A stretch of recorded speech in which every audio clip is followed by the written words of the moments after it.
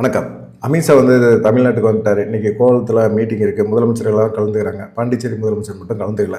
இதுக்கு இடையில அமித்ஷா மிக முக்கியமாக தமிழ்நாட்டுக்கு வந்ததே என்னன்னு கேட்டிங்கன்னா, எடப்பாடி பழனிசாமியோட பேச்சுவார்த்தை நடத்த போகிறாரு அப்படின்னு சொல்லி. ஆனால் எடப்பாடி பழனிசாமி அமித்ஷா வரவேற்க கூட போக மாட்டார், அவருக்கு பதிலாக அக்ரி கிருஷ்ணமூர்த்தி அனுப்ப போகிறாரு அப்படிங்கிற ஒரு தகவல் இருக்குது.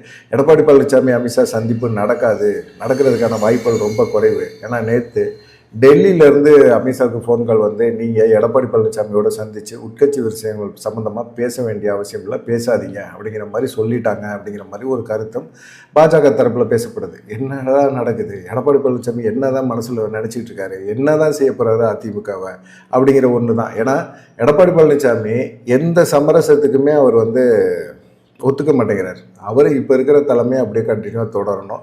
அது இல்லாமல் நான் எடுக்கிற முடிவு தான், வேறு யாருமே அந்த முடிவை எடுக்க முடியாது. வேறு யாரும் என்னுடைய முடிவுக்கு நீங்கள் காம்ப்ரமைஸ் பண்ண வேண்டிய அவசியம் கிடையாது அப்படிங்கிறது தான் அமித்ஷாவுக்கு இவர் மறைமுகமாக சொன்ன ஒரு உத்தரவு. இவர் இந்த பில்டர்ஸ் ஒருத்தர் எடப்பாடி பழனிசாமிக்கு நெருங்கினவர். அவர் பாஜக மேலிடத்தோட ஒரு நெருங்கின தொடர்பு இருக்குது. அவர் மூலமாக தான் அமித்ஷாவோட பேச்சுவார்த்தை இப்போ நடத்திக்கிட்டு இருக்கார். சமீப காலமாக எடப்பாடி பழனிசாமி நடத்துகிறார்.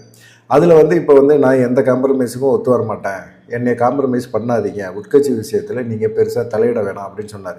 கடந்த முறை அமித்ஷா தமிழ்நாட்டுக்கு வந்தபோது ஏர்போர்ட்டில் போய் இவர் காத்திருந்து பேசினார். ஆனால் அமித்ஷா பெருசாக கண்டுக்கவே இல்லை, எடப்பாடி பழனிசாமி கண்டுக்கல. அதுக்கு முன்னாடி வேலுமணி, சிவி சண்முகம் இவங்க தரப்பு போய் அமித்ஷாவை சந்திச்சுட்டு அதிமுக அழிவு பதவி கொண்டு போகிறாரு. இது நல்லது கிடையாது. இதே தலைமை தொடர்ந்துச்சு அப்படின்னா 2029 நாடாளுமன்ற தேர்தலில் அதிமுக பாஜக கூட்டணி பெருசாக சாதிக்க போகிறது கிடையாது. நீங்கள் எடப்பாடி பழனிசாமியை நகர்த்தி விடுங்க. எடப்பாடி பழனிசாமி கட்சிக்கு தேவையில்லை, அவருடைய போக்கு செயல் எல்லாமே ஒரே மாதிரியாக இருக்குது. அதனால பார்த்திங்கன்னா அதிமுக ரொம்ப சோர்வாக இருக்குது, அதிமுக தொடர்ந்து தோல்வியை தான் சந்திக்குது, எடப்பாடி பழனிசாமி நகர்த்தி விடுங்க அப்படிங்கிற மாதிரி பேசியிருக்காரு. இப்போ வேலுமணி தரப்பு கொடுக்க வேண்டிய மாற்றம் தமிழ்நாட்டில், அது குறிப்பாக அதிமுகவில் ஒரு மாற்றத்தை கொடுத்தாகணும் அப்படின்னு அவங்க அமித்ஷாட்ட கண்டிப்பாக பேசிகிட்டு இருக்காங்க. அப்படிப்பட்ட ஒரு சூழ்நிலையில் இதை எடப்பாடி பழனிசாமி எப்படி ஏற்றுப்பார்? அது இல்லாமல் பாஜகவுக்கு மிக முக்கியமாக ஒரு நெருக்கடி இருக்குது. 2029 பலமான ஒரு கூட்டணி அமைஞ்சாதான் அவருக்கு பாஜக 2029 நாடாளுமன்ற தேர்தல் சமயத்தில் ஒரு குறிப்பிட்ட சதவீத வெற்றியாவது தென் மாநிலங்களில் பெற முடியும் அப்படின்னு அவர் நினைக்கிறார். ஆனால் எடப்பாடி பழனிசாமி பிரிஞ்சு போன தலைவர்கள் யாரையுமே நான் சேர்த்துக்க முடியாது. உதாரணத்துக்கு சசிகலா, டிடிவி தினகரன் இவங்களெல்லாம் நான் கட்சிக்குள்ளே திரும்பவும் சேர்த்துக்க முடியாது, அது சம்மந்தமாக நீங்கள் பேச வேண்டிய அவசியமும் கிடையாது அப்படிங்கிற மாதிரி அவரும் பேசிகிட்டு இருக்கிறார். என்ன தான் நடக்குது அதிமுகவில் அப்படிங்கிறத பார்க்கலாம். அதுக்கு முன்னாடி முதல் முறையாக நம்ம சேனலை பார்க்குறீங்க அப்படின்னா சப்ஸ்கிரைப் பண்ணிடுங்க, லைக் பண்ணிடுங்க, வீடியோ முழுசாக பார்த்துட்டு கமெண்ட் பண்ணிடுங்க. இப்போ மேட்ருக்குள்ளே போகலாம். இப்போ எடப்பாடி பழனிசாமிக்கு எதிராக பார்த்திங்கன்னா எல்லாத்துக்கும் தெரிஞ்ச விஷயந்தான், எஸ்பி வேலுமணி, சிவி சண்முகம் இவங்க எல்லாமே எடப்பாடி பழனிசாமிக்கு எதிராக இருக்காங்க. அவங்கள கட்சியை விட்டு நிப்பாட்டவும் எடப்பாடி பழனிசாமினால முடியல. அப்படியே எம்எல்ஏ பதவியோட அவங்க தொடர்ந்து போட்டி அதிமுக அப்படிங்கிற பேரில் இருப்பாங்க. அவங்க பின்னாடி எத்தனை எம்எல்ஏக்கள் இருக்கிறாங்க அப்படிங்கிறது எடப்பாடி பழனிசாமிக்கு டவுட்டாகவே இருக்குது. ஏன்னா இன்றைக்கி அக்ரி கிருஷ்ணமூர்த்தி இவர் ஆதரிக்கிறார், நாளைக்கு இது வேலுமணி கையில் கட்சி போச்சுன்னா வேலுமணி ஆதரிக்கக்கூடிய ஒரு சூழ்நிலையோடு வரும். எடப்பாடி பழனிசாமி பின்னாடி போக முடியாத ஒரு இக்கட்டான ஒரு சூழ்நிலையோடு வர்றதுக்கு வாய்ப்புகள் இருக்குது. அப்படிங்கிற சூழ்நிலையில் தான் தொடர்ந்து அதிமுகவை இவர் தோக்கடிச்சிக்கிட்டே இருக்கிறாரு அப்படிங்கிற ஒரு எண்ணம் வந்துருச்சு. இல்லை விஜய் பாஸ்கர் போல் எஸ்பி வேலுமணி, சிவி சண்முகம், தங்கமணி, அதே போல் அன்பழகன் எல்லாமே சேர்ந்து அவங்களும் எம்எல்ஏ பதவி ராஜினாமா பண்ணிட்டு அவங்களும் தாவேகா சைடு போட்டோம் அப்படின்னு இவர் எதிர்பார்க்குறாரு. ஆனால் அவங்க எம்எல்ஏ பதவியை ராஜினாமா பண்ணல, போகலை. ஆனால் இவங்க எல்லாமே தாவேகாவை ஆதரிக்கிறாங்க. என்ன இது அதிமுக நிலைப்பாடு தாவேகாவுக்கு எதிரானது. ஆனால் நீங்கள் தாவேகாவை ஆதரிக்கிறீங்க, எம்எல்ஏ பதவியை ராஜினாமா பண்ணிவிட்டு தாவேகா சைடும் போக மாட்டேறீங்க அப்படின்னு கேட்கும்போது சிவி சண்முகம் ஒரு வார்த்தையை சொல்கிறாரு, நீங்கள் உங்களுக்கு தைரியமான ஆளாக இருந்தால் நீங்கள் எங்களை கட்சியை விட்டு நிப்பாட்டுங்க அப்படின்னு சொல்கிறார். அதில் ஒரு உள்ளர்த்தம் இருக்குது. கட்சியை விட்டு நிப்பாட்டினார் அப்படின்னா கண்டிப்பாக இவங்க எம்எல்ஏ பதவியோடு இருப்பாங்க. இங்கே இப்போ எம்எல்ஏ பதவியை ராஜினாமா பண்ணிவிட்டு இடைத்தேர்தலுக்காக வெயிட் பண்ணிட்டு இருக்காங்க. இன்னும் இடைத்தேர்தலில் அறிவிப்பே வரல. அதனால் அதிமுகலேருந்து போன ஒரு 6 பேர் அப்படியே இடைத்தேர்தலையும் சந்திக்க முடியாமல் அப்படியே உட்காந்துருக்குறாங்க. இப்படிப்பட்ட ஒரு சூழ்நிலை இருக்குது. ஆனால் இப்போ எடப்பாடி பழனிசாமி அமித்ஷா கடந்த முறை சந்தித்த போதும் ஒரு கிட்டத்தட்ட ஒரு 5 நிமிஷம் பேசியிருப்பார். அந்த 5 நிமிஷத்துலேயே பார்த்தீங்கன்னா முழுக்க எஸ்பி வேலுமணி, சிவி சண்முகம் இவங்க தரப்புக்கு நான் பழைய பதவிகளை கொடுக்க முடியாது, பழைய மாதிரி அவங்கள பார்க்க முடியாது அப்படிங்கிற மாதிரியெல்லாம் பேசியிருக்காரு. இது அமித்ஷாவுக்கு பெரிய கஷ்டமாக போச்சு. திருந்த போகிறதில்ல, எடப்பாடி பழனிசாமி திருந்த போகிறதில்ல அப்படிங்கிற ஒரு முடிவுக்கு அவரே வந்துட்டார். ஆனால் சமீபத்தில் ஒரு அக்ரி கிருஷ்ணமூர்த்தி ஒரு வார்த்தையை சொன்னார். எப்படின்னா, நீங்கள் 47 தொகுதியில் இன்றைக்கி அதிமுக ஜெயிச்சிருக்கு அப்படின்னா அதுக்கு காரணம் யார்? எடப்பாடி பழனிசாமி தான் அப்படிங்கிற ஒரு விஷயத்த பேசினார். இதுக்கு தான் சிவி சண்முகம் பயங்கரமான டென்ஷன் ஆகிட்டார். 234 தொகுதி இருக்குது. இந்த 234 தொகுதியில் 47 தொகுதி ஜெயிச்சதுக்கு எடப்பாடி பழனிசாமி காரணம் அப்படின்னா அப்போ தோத்த தொகுதிகளுக்கெல்லாம் யார் பொறுப்பேற்றுக்கிறது? யார் பொறுப்பேற்றுக்கு? அதுக்கெல்லாம் எடப்பாடி பழனிசாமி பொறுப்பேற்றுக்க முடியாதா? அதிகபட்சமாக ஜெயிச்சது 47 தான் அப்படின்னா தோத்தது தான் அதிகமாக இருக்குது. அந்த தொகுதிகளெல்லாம் பொறுப்பேற்றுக்க வேண்டியது யார்? 190 தொகுதிகிட்ட தோற்றுருக்கிறோமே, அதுக்கு யார் பொறுப்பேற்றுக்கிறது? எடப்பாடி பழனிசாமி தான் பொறுப்பேற்றுக்கணும். கிரெடிட் வந்தால் மட்டும் எடப்பாடி பழனிசாமிக்கு பொறுப்பேற்றுக்குவீங்க. தோல்வின்னா ரெஸ்பான்சிபிலிட்டி யார் ஏற்றுக்கணும்? கட்சி தலைமை தான் ஏற்றுக்கணும். அந்த தலைமை ஏற்றுக்கிறதுக்கு தயங்குறது மிகப்பெரிய ஒரு கேவலமான ஒரு விஷயம் அது அப்படிங்கிற மாதிரி அக்ரி கிருஷ்ணமூர்த்திக்கு ஒரு பதிலடியை கொடுத்துருந்தாரு சிவி சண்முகம். அவர் பேசுனது, சிவி சண்முகம் பேசுனது ஒரு நியாயமான பேச்சு தான், கரெக்டு தான். அதுக்காக இப்படி கட்சி தலைமை இவ்வளோ தூரமாக பகிரங்கமாக எதிர்ப்பு தெரிவிக்கிறாங்க. எதிர்க்கிறதுன்னு முடிவு வந்தாச்சு, முடிவு பண்ணியாச்சு, எதிர்த்து தான் ஆகணும், வேறு வழி கிடையாது அப்படிங்கிற ஒரு எண்ணத்துக்கு அவரும் வந்துட்டார். இப்போ அப்புறமா தாவேக அரசுக்கு எதிராக ஒரு ஆர்ப்பாட்டம், தமிழ்நாடு ஃபுல்லாக ஆர்ப்பாட்டம் பண்ணுறோம் அப்படின்னு சொன்னார். அது எஸ்பி வேலுமணி, சிவி சண்முகம் தரப்பு இவங்க எல்லாமே ஒரு டீமாக அதெல்லாம் நம்ம பண்ண முடியாது, இவர் சொல்கிறத நம்ம கேட்கணுமாக்க, நம்ம சொல்கிறத அவர் கேட்க சொல்லு, அவர் நம்ம கட்சி பதவி கொடுக்கின பதவியெல்லாம் கொடுக்க சொல்லு, திரும்ப மாவட்ட செயலாளர் பதவி எல்லா பதவியும் கொடுக்க சொல்லு, கட்சியில் நமக்கான முக்கியத்துவம் இருந்தால் தான் நம்ம அந்த ஆர்ப்பாட்டத்திலே கலந்துக்க முடியும். இவர் சொன்னார் அப்படிங்கிறதுக்காக நம்ம போய் ஆர்ப்பாட்டத்திலலாம் கலந்துக்க முடியாது அப்படிங்கிற மாதிரி ஒரு எண்ணத்தில் இருந்தாங்க. இது உடனே செய்தியாளர்கள்லாம் எடப்பாடி பழனிசாமிகிட்ட கேட்கும்போது சீப்பை ஒழிச்சு வச்சுட்டா கல்யாணம் நின்றப்பா அப்படிங்கிற மாதிரி இவர் என்னவோ பெருசாக ஆர்ப்பாட்டம் பண்ணி தமிழ்நாடே எழுச்சியான மாதிரி தாவேக அரசுக்கு எதிராக இவர் பண்ண ஆர்ப்பாட்டத்தினால மிகப்பெரிய அளவில் ஒரு சம்பவம் நடந்த மாதிரி இவர் பேச ஆரம்பித்தார். அங்கே ஒன்றுமே இல்லை, இவர் ஆர்ப்பாட்டம் பண்ணாமல் கூட இருந்திருக்கலாம். இப்போ உதயநிதி ஒரு ஆர்ப்பாட்டம் பண்ணார், விவசாயிகளுக்காக தாவேக அரசை கண்டித்து ஒரு ஆர்ப்பாட்டம் பண்ணார். அந்த ஆர்ப்பாட்டத்தை பஞ்சாயத்தாச்சு, அவரை தூக்கி விசாரணை அப்படின்னு அலக்கழிச்சாங்க. அது ஒரு பரபரப்பாச்சு. சரி, அதே போல் ஒரு பரபரப்பை நம்ம உருவாக்குவோம் அப்படின்னு அவர் நினச்சா அதுக்கு பரபரப்புலாம் உருவாக்குற மாதிரி ஒரு இதே நடக்கலை. சரி, என்ன பண்ணுறது அப்படிங்கிற மாதிரி சூழ்நிலையில் தான் இப்போ அமித்ஷா சென்னைக்கு வர்றாரு. சென்னைக்கு இன்றைக்கி வந்துட்டார். முதலமைச்சர் விஜயை பார்த்துட்டாரு, சந்திச்சிட்டாரு, பேசிட்டாரு, எல்லாம் வேலையும் முடிஞ்சிருச்சு. ஆனால் இன்றைக்கி மாநாடு, இன்றைக்கி முதலமைச்சர்களோட ஒரு ஆலோசனை கூட்டம் இருக்குது. அந்த ஆலோசனை கூட்டத்தில் முதலமைச்சர் விஜய் கலந்துக்குவார் அப்படிங்கிற மாதிரி எதிர்பார்ப்பெல்லாம் இருக்குது. ஆனால் அமித்ஷா குறிப்பாக வந்தது பார்த்திங்கன்னா எடப்பாடி பழனிசாமிகிட்ட பேசணும். ஏன்னா எஸ்பி வேலுமணி, சிவி சண்முகம் இவங்க தரப்பு போய் ஏற்கனவே பாஜக மேலிடத்தோடு பேசிட்டு வந்திருக்காங்க. தொடர்ந்து தேர்தலில் தோல்வி, சட்டமன்ற தேர்தல் தோல்வி, வாக்கு சதவீதம் குறைஞ்சிருச்சு. 2 வருஷம் கட்சி ஆரம்பித்த 2 வருஷத்தில் விஜய் முதலமைச்சர் ஆகிறாரு அப்படின்னா மக்கள் ஒரு மாற்றத்தை விரும்புகிறாங்க. அதிமுக, திமுக 2 பேர்த்து மேலேயுமே அதிருப்தி. திமுக மேலே ரொம்ப அதிருப்தி இருந்தால் ஓட்டை எங்கே போடுவாங்க? அதிமுக ஓட்டு போடுவாங்க. அப்படி அதிமுகவுக்கு வர வேண்டிய ஓட்டுகள் எல்லாமே தாவேகாவுக்கு போயிடுச்சு. அப்படின்னா என்ன அர்த்தம்? எடப்பாடி பழனிசாமியை அவங்க முழுசாக நம்பலைன்னு அர்த்தம். எடப்பாடி பழனிசாமி தலைமையை மாற்றத்தை கொண்டு வாங்க அப்படின்னு அர்த்தம். அதிமுக தொண்டர் வேணா அதிமுகவுக்கு ஓட்டு போடுவான். ஆனால் அந்த அதிமுக தொண்டர்களை இப்போது தாவேகாவுக்கு ஓட்டு போட்டிருக்காங்க அப்படின்னா என்ன அர்த்தம்? தலைமையை மாற்றம் வேணும். எஸ்பி வேலுமணி ஒரு விஷயத்தை தான் சொல்கிறாரு, சசிகலாவை கட்சிக்குள்ளே கொண்டு வரணும். அதே போல் டிடிவி தினகரன் கட்சியை கழிச்சிட்டு அதிமுகக்குள்ளே கொண்டு வரணும். அவங்க 2 பேரும் ஓகே தான், சசிகலா கட்சிக்கு வர்றதுக்கு ஓகே தான், அவங்க வெயிட்டிங். அதே போல் டிடிவி தினகரன் கட்சியை கழிச்சிட்டு அதிமுகவில் கட்சியை பலப்படுத்துறதுக்கான வேலைகளை இறங்கலாம் அப்படின்னு சொல்கிறாங்க. அதுக்கும் அவரும் ஓகே.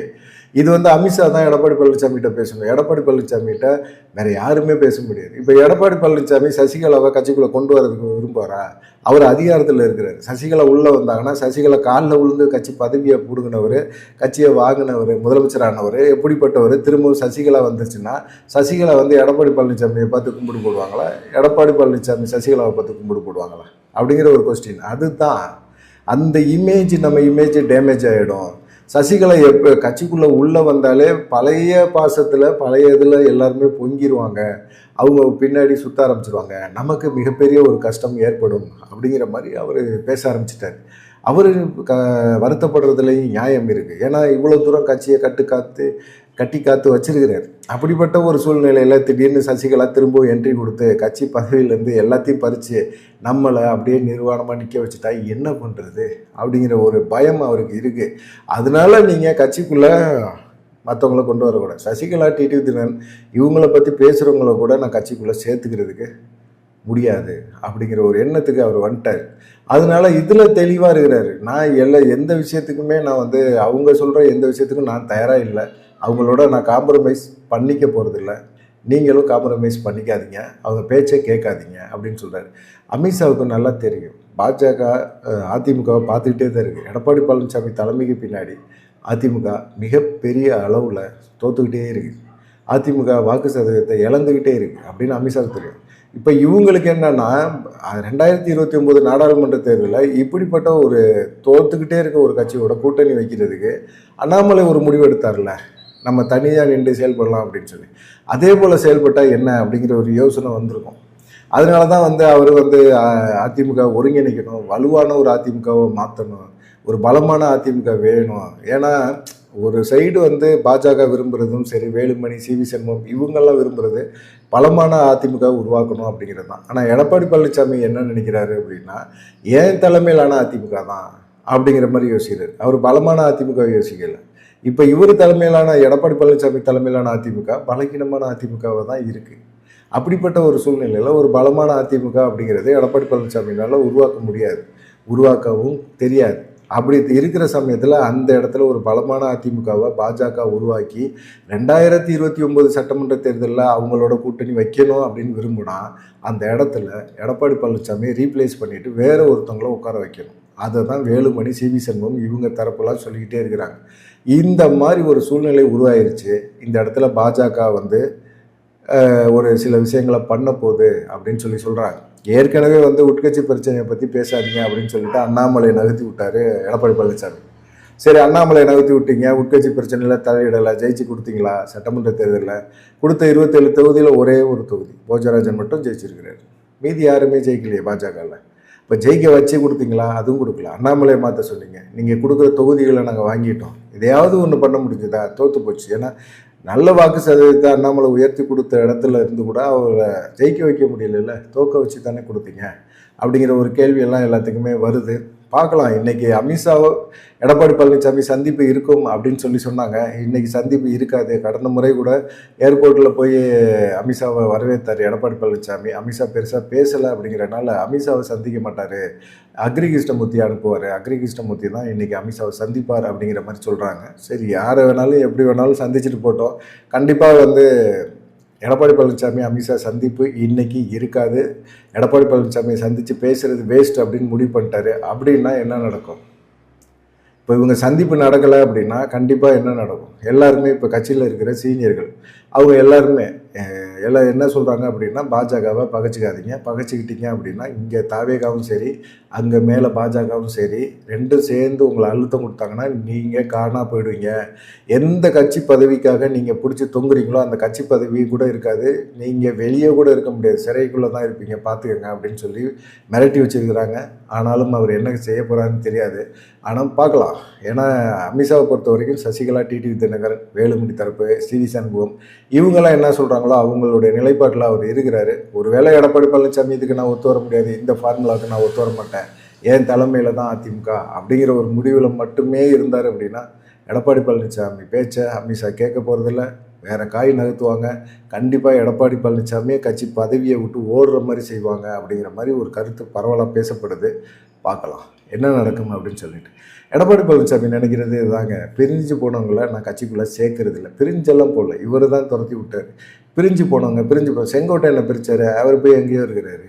இந்த இப்போ ஓபிஎஸ்ஸை பிரித்தார், அவர் போய் எங்கேயோ இருக்கிறாரு. இவர் எடப்பாடி பழனிசாமி எங்கே இருக்கிறாரு? எல்லாத்தையுமே ஒரு கால்குலேஷன் போட்டு பாருங்களேன். ஜேடிஜே பிரபாகர் எவ்வளவோ பேசினார், ஓபிஎஸ் கூட இருந்துக்கிட்டு பேச்சுவார்த்தையெல்லாம் எடப்பாடி பழனிசாமிகிட்ட பேசினார். இன்றைக்கி அவர் சபாநாயகராக உட்காந்துருக்கார். எடப்பாடி பழனிசாமி மாண்புமிகு பேரவைத் தலைவர் அவர்களே அப்படின்னு சொல்லக்கூடிய இடத்துல அவர் உட்காந்துருக்கிறார். இந்த மாதிரி நிலைமைக்கு கொண்டு போய் என்ன பண்ணுறது? எடப்பாடி பழனிசாமினால தான் ஜேடிஜே பிரபாகர் நீ சபாநாயகராக உட்காந்துருக்காரு. சந்தோஷப்பட்டுக்க வேண்டியது தான். சேர்த்துக்க மாட்டேன்னா கடைசி நேரத்தில் போய் சேர்ந்து அவங்க ஒரு நிலைமைக்கு, நல்ல நிலைமைக்கு போயிட்டாங்க. எடப்பாடி பழனிசாமி கூட இருந்த வரைக்கும் அவங்க ஒன்றும் உருப்படலை. அதிமுகவே அவர் உருப்பட வைக்கல.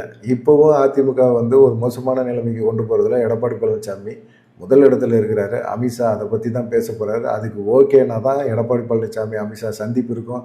இல்லை அப்படின்னா எடப்பாடி பழனிசாமிக்கு மிகப்பெரிய ஒரு நெருக்கடியை கொடுப்பாங்க அப்படின்னு சொல்கிறாங்க. உங்களுடைய கருத்து என்ன அப்படிங்கிறதையும் மறக்காமல் கமெண்ட் பண்ணுங்கள். நன்றி, வணக்கம்.